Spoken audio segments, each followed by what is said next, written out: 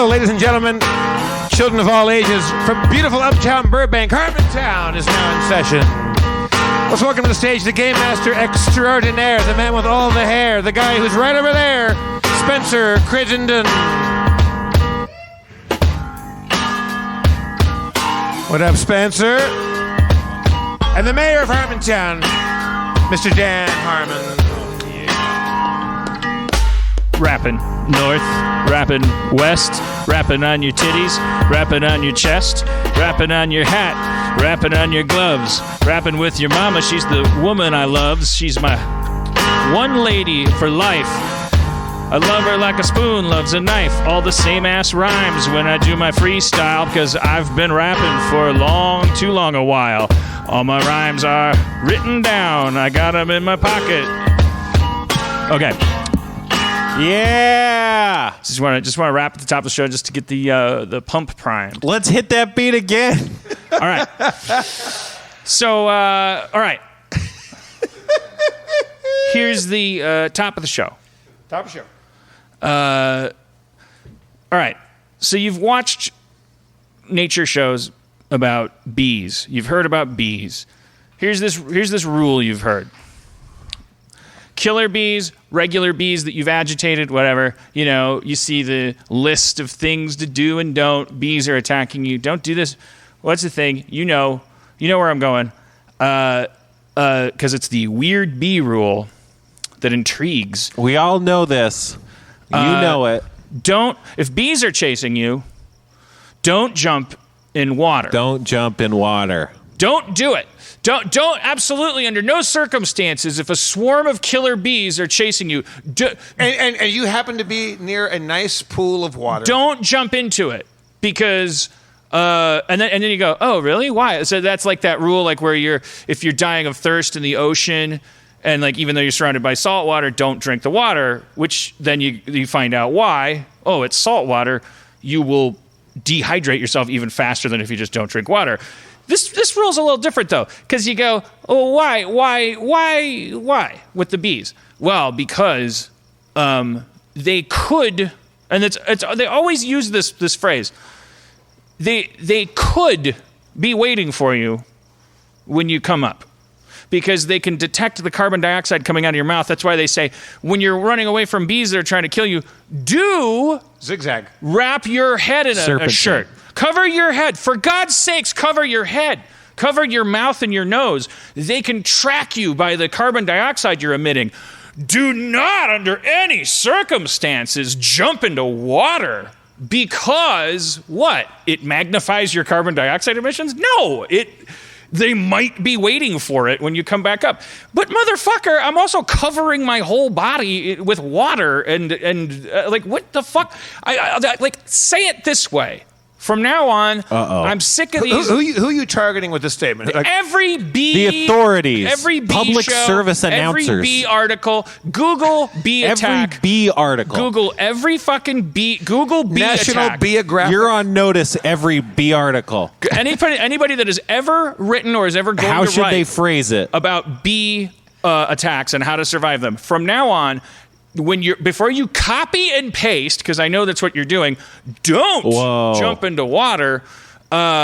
Just amend it to this. If it's a choice between water and your house, go in your house. Right. You'll be safer there. In the house. Than in the water. If you're in a fucking desert and you're running from goddamn killer bees. There's not going to be any water. And there's some water, okay. Jump the fuck in it. It's there for you. I got, you want to hear, I have some coyote tips. You want to hear my bee tips? Coyote tips? What are your bee tips? You're covering your head with your shirt, right? Uh-huh. Because you're supposed to. Jump in the water, keep the shirt over your head, poke your head out of the water, covered by the now wet shirt. You got a bubble of air in there.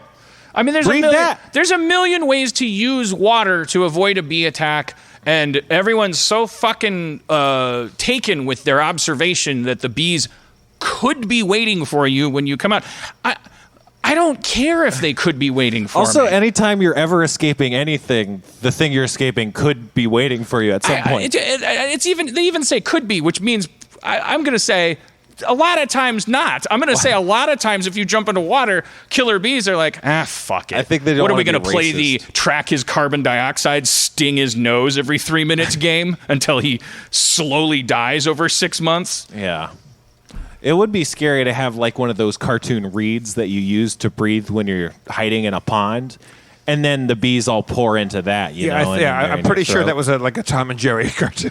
That's scary. I want to see the article about the guy who was in a killer bee attack and ran and jumped in the water. And because he jumped in the water, not in spite of jumping in the water, because he jumped in the water, he died. He got because locked up if you're in the water and you're underwater and all you're emitting is bubbles, it's going to be mostly carbon dioxide. They're going to go, there's a carbon dioxide fountain right here. Hey, great. The guy's right here. So don't go into the water if there's a house closer. Right. Don't go, God damn it. Oh, look at that house. Okay, that bee-proof house. I see some water up there. What a better idea than the house. So don't do that. That's a way different rule. You're going to kill somebody with that rule. Don't jump in the water. What if that's all there is? I just can't think. I mean, look, I love honey as much as the next person. And if I go getting in that honeycomb and I agitate the bees and they're coming after me, that's already a rarefied situation. That's not a usual thing. We're talking about now we're talking about there's a house and a pond.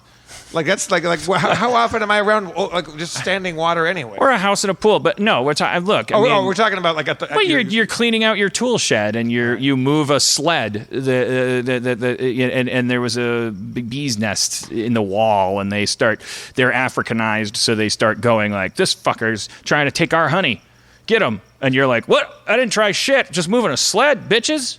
And then you're like running. Okay, like if your pool is closer than your house by 5 feet, okay, head for the house. Take a couple more stings for the team, for your kids.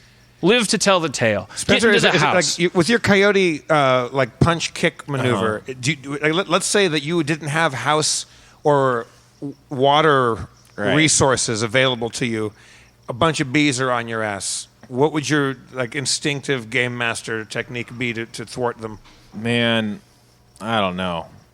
I think that we're talking about the wrong problem, and we really got to be addressing bee on bee crime. Well, you know how they work with those queens. If the queen dies, then they start feeding the regular larva royal jelly. But they don't just make for one queen. They do a whole selection, a whole row, and then the first one to hatch, she goes and stings all the other queens to death in their cradle.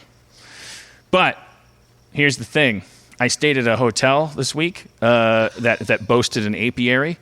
Oh shit! 120,000 bees and That's 4 cool. queens. I was like, geez, how did they have such control over how many queens there are? Really, I didn't know that was such a mathematical thing. They're like, our beehives have 4 queens and 120,000 bees. Come taste our honey.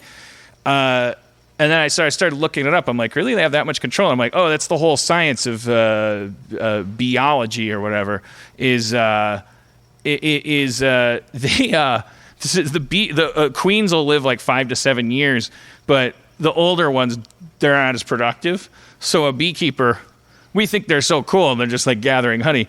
These fuckers are like the CIA in the 50s. They're like dipping and dapping in the government. Like they'll reach in or they'll wound the queen, because if the queen becomes wounded, then the bees will produce more queens that are more vibrant. But typically what they'll do also is they don't even trust, because new queens are just as shitty as old queens. So they'll like trade and buy queens and just import them and just kill the queen and then drop a new one in there and be like, there's your new queen. And the bees will be like, fine with us, because we're fucking morons. It's like SimCity. You know what's weird about bees is they're like flying ants, basically, whose ovipositors have been adapted into stingers, but they don't do that pheromone thing. The ants have the pheromone trail. Oh, they don't smell? Well, honeybees, they come back to the hive. Have you seen the documentaries where they do the little dance? Yeah. They do the little clockwork, like they have an elaborate geometric code that like indicates coordinates. Yeah. That's fun. It's crazy. I mean, thinking about the ways other animals communicate with each other is always this mind-blowing thing to me, because it's like, even if it's very simplistic and basic, it's very crazy, but it's probably not simplistic and basic. It's probably just impossible to truly comprehend on any meaningful level. It's pretty crazy that they communicate with each other, but it doesn't. All it means is like go get some pollen. Like all their whole language is just for nothing. If anybody was looking down at us, they'd be like, "Yeah, look at all this shit they're bullshitting about." Yeah, they love all these memes. They talk in memes. But all they're doing is like moving the oil from here and then trying to get to Mars, but they can't. Cars are probably some weird thing, like from an outside perspective. It's like they have all this car stuff that's going all over the place, and they get in and out of cars all the time.